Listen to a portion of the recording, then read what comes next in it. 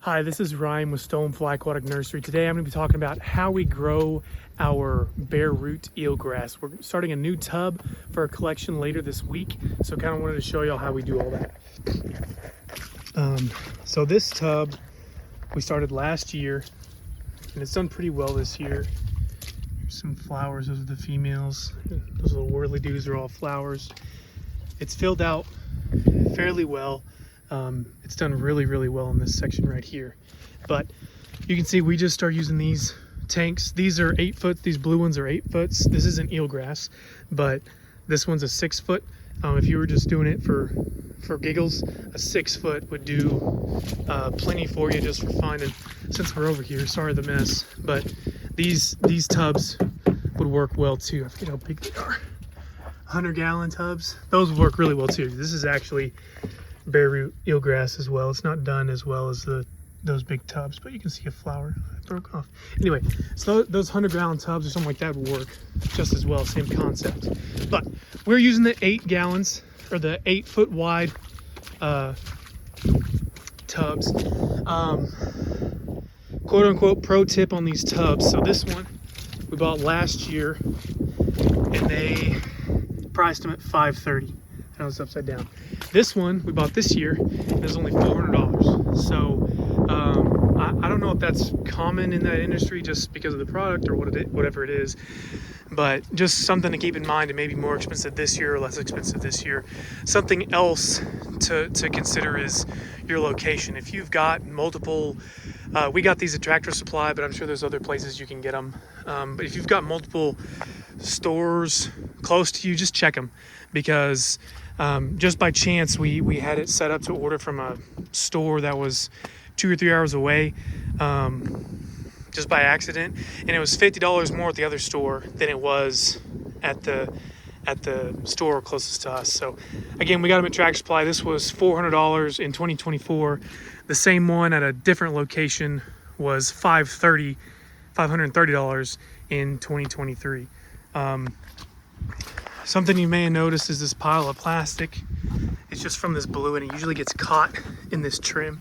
So a lot of that comes out during transport, but just to make sure, we take this broom, shove it up in there, and we run all the way around.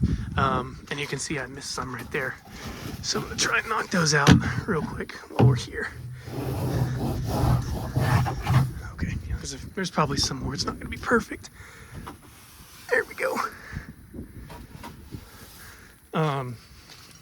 We do have this on a pad that we had leveled. It's not going to be perfect, and I'm personally okay with that. The reason I brought that up is I just kind of noticed it on this end. It looks like it's kind of teetering to the left a little bit. But if you look at these other two, this one's dang near perfect as far as level goes. Water's coming over one side. This one, you can see it's teetering over on this end because we've got play right there and the water's coming over here. So close enough is good enough.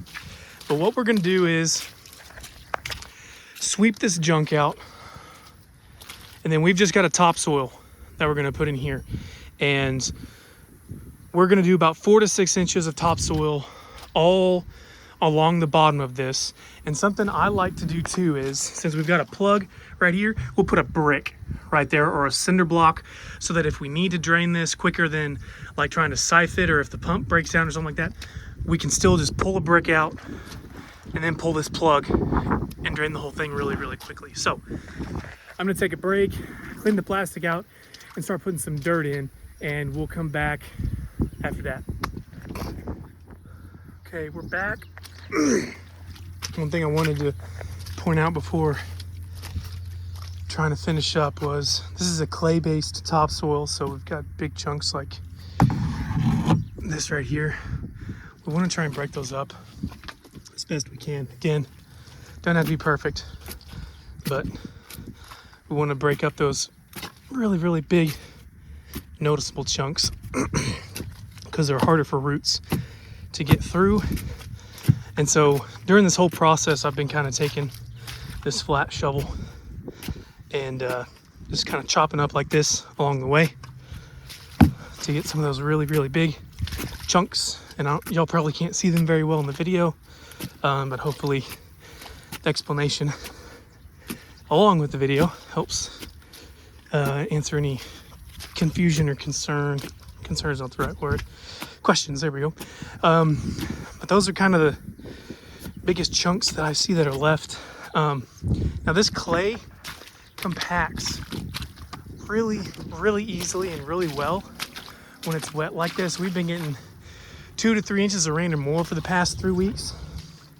So it's saturated and packing really well. Just dumping it in there, taking it from the wagon to the tote here, or to the tub, will compact it in there, just piling it in there.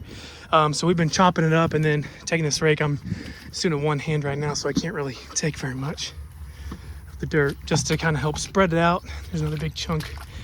Some of those chunks you can kind of chop up with that rake, but you just kind of want to get this even-ish and keep that top layer of soil being so compacted. Now, if it were the summer and everything was really dry, I'd be doing the opposite almost, because when it's so dry and doesn't compact at all, as you start to fill this, it gets really muddy really fast, almost no matter how slow you fill it.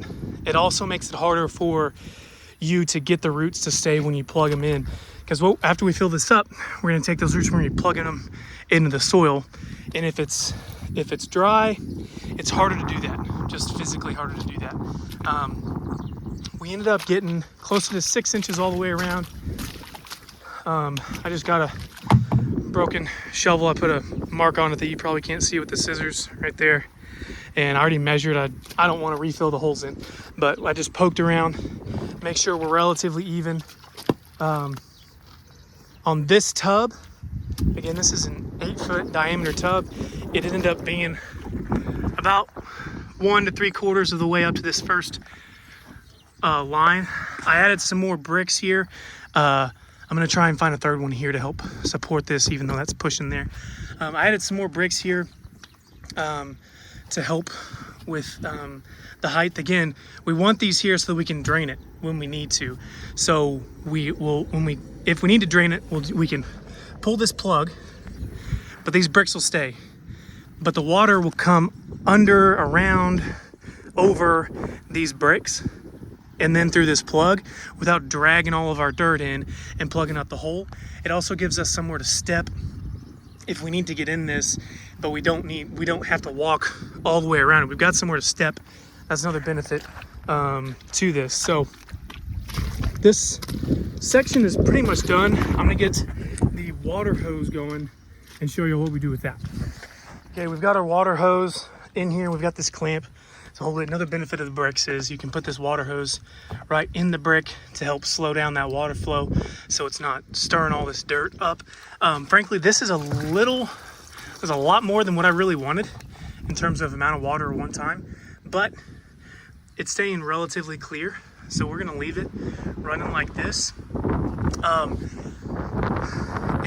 It's really important to make sure that you're not filling this up too fast and making this water super murky and turbid, because the plants you're putting in here need water or need light to come through the water column. So we want to keep it as clear as we can.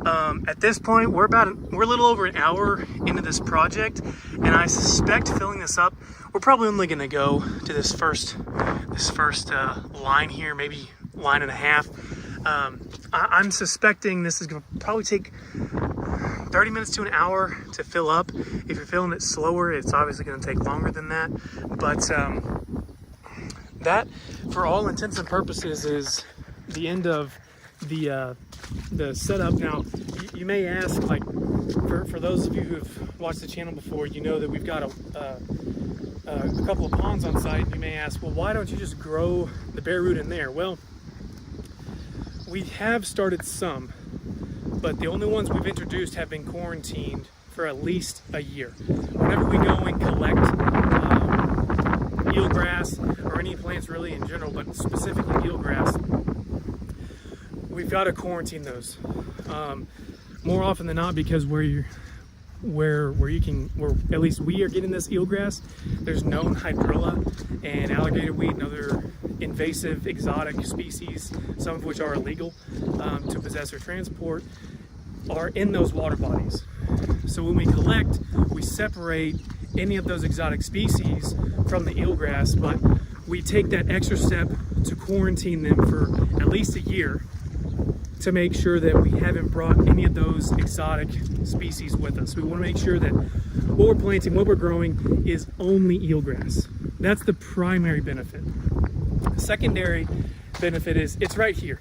We don't have to go all the way out to the pond and go swimming to go pick this stuff. We've got it right here. We can drain the water to make it easier to access the plants. The third reason is during the summer, those ponds will lose water.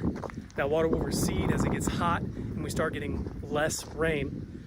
And we have to try and water them sometimes just to keep them alive till the next year. It's a lot easier to fill these tubs up than to try and fight the receding water line for plants in the pond. So those are the three reasons why we do it this way, in addition to what we've started culturing out in the pond. So we love eelgrass. Personally, it's my number 2 to water willow. But I love eelgrass. It's a great plant, great for fisheries, great potential for waterfowl as well. Lots of stuff will hide in and around it, fish, bugs, what have you. It's easy to fish. It's easy enough to run weedless plastics through there. It's a great plant that provides a lot of opportunities. So I hope y'all enjoyed seeing a little bit of the process here. If you got any questions, just let us know. We're more than happy to help. Thanks for watching.